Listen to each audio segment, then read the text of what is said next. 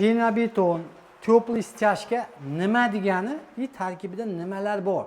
Narxlari, xizmatlari O'zbekiston bo'ylab yoki vodiy bo'ylab, qisqasi hozir ustalarni oldiga kelganman. O'zi nima foydasi bor?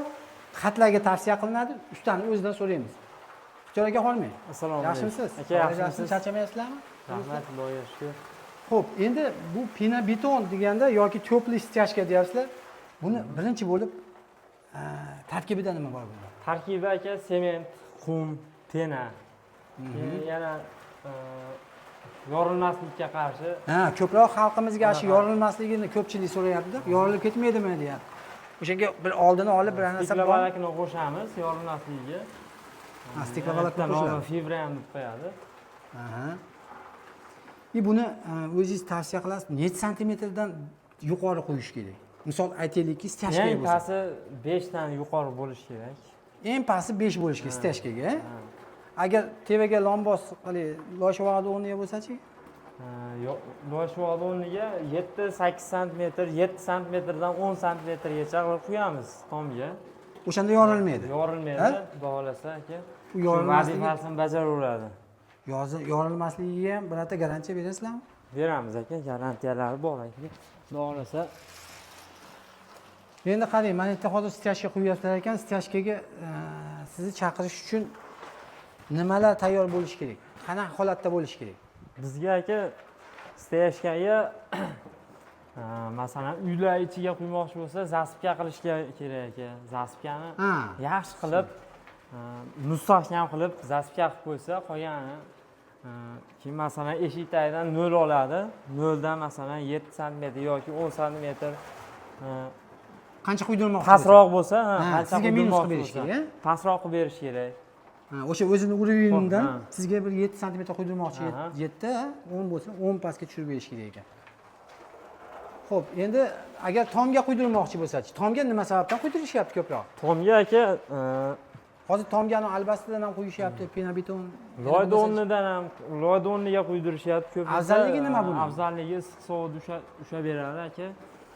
Uning ichida vakuum bo'ladi. Qishda issiq, yozda salqin. Nimasichi, yengilligi qanaqa? Yengilligi aka loydan 4-5 barobar yengilroq bo'ladi. Значит, to'sinlarga ham ortiqcha yuk tushmas ekan. Hozir to'sinlar ham ingichka bo'lib ketgan. Oldin rossiyskiy paytda endi katta to'sinlar qo'yishardi. Hozir endi kichkina to'sinlar qo'yishyapti, shunga ham yaraveradi. O'sha to'sinlar ham ish beraveradi, mana shuni qo'ysa. Stяжка teplый poldan oldin quyiladimi bu stяжка yo? Stяжкani teplый pol tagidan quyib yuborsa, shu yerdagi zaxlar tepaga chiqmaydi.